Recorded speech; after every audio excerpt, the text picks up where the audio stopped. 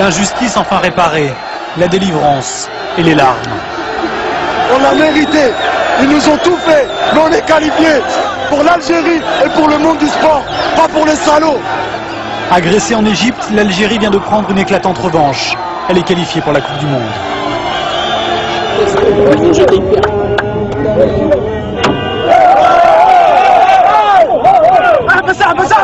Samedi soir au Caire après match, l'Égypte vient de forcer l'Algérie à un match d'appui.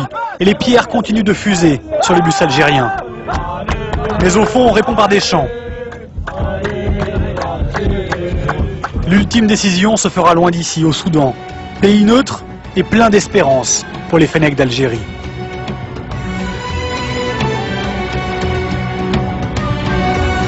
On a perdu le match, on s'est fait caillasser après le match. Qu'est-ce qui serait passé si on avait remporté? Maintenant on a réussi à sortir de ce pays presque sain et sauf. Et quand on a posé un pied ici, au Soudan, et qu'on a vu tous les Soudanais, plein de Soudanais nous attendre, avec pas mal d'Algériens aussi, on s'est senti comme si on était que la prise d'otage était finie en fait. Changer d'air a libéré les Fennecs. Terminer l'hôtel bunker du Caire. Les plaies physiques et morales n'ont pas encore disparu, mais elles sont derrière. La plaie s'est refermée. Normalement, on sera au top, Inch'Allah. C'est le match du siècle, là. Faut pas passer à côté, hein. Eux non plus ne veulent pas rater ça. À la même heure, ils sont encore des milliers à Alger devant le siège d'Air Algérie. Le président Bouteflika emmène gratuitement 12 000 supporters par vol spécial. 25 avions décollent les uns après les autres, direction Khartoum.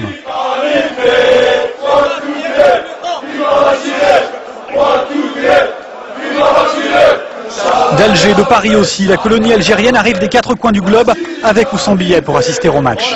Des milliers de kilomètres, 86, j'espère qu'on aura au moins, on aura au moins des billets pour assister au match. On vient de Lille, on vient de la France, on vient d'Algérie, on veut des billets pour regarder le match. Partout.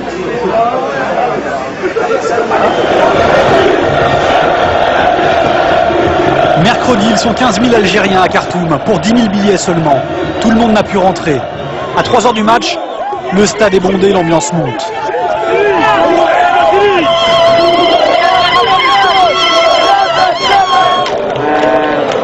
Un stade méticuleusement divisé en deux. Supporters, journalistes, vestiaires algériens d'un côté, les Égyptiens de l'autre. Image insolite et presque troublante. Les joueurs arrivent sur la pelouse, chacun de leur côté. Ultime réponse aux provocations, les Algériens tournent le dos à leur adversaire pour chanter leur hymne. Le ton est donné. Il leur faudra ensuite 40 minutes pour trouver la faille et le reste de la soirée pour savourer ce but qui les propulse au paradis.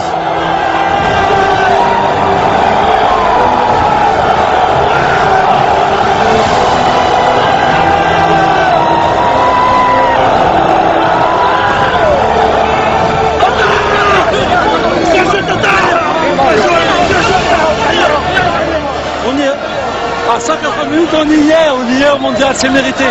Après ce qu'ils nous ont fait, c'est rien ça, c'est rien par rapport à ce qui se passe. C'est rien. Vive l'Algérie!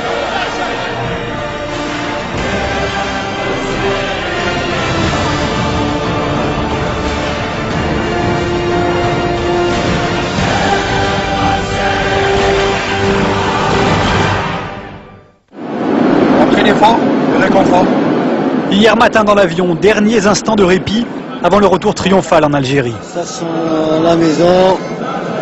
Je pense qu'on s'attend à un accueil merveilleux. Non, ça va être la surprise. On sait que le public il doit être présent. Maintenant, ça va être une grosse surprise pour nous. Bon, on va profiter de ce moment parce que c'est des moments uniques.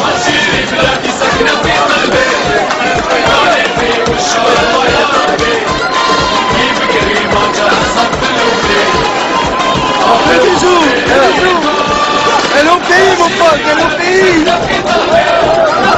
Fanfare, fleurs et tapis rouges. L'Algérie n'a pas encore gagné la Coupe du Monde, mais c'est tout comme. Eh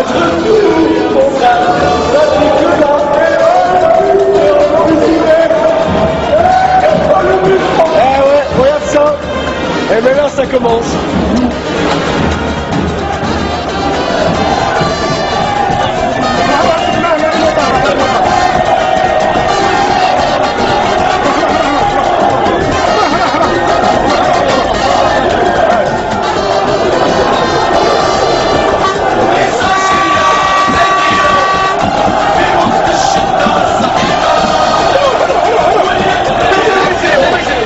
Il faudra 3 heures pour effectuer les 15 km entre l'aéroport et Alger.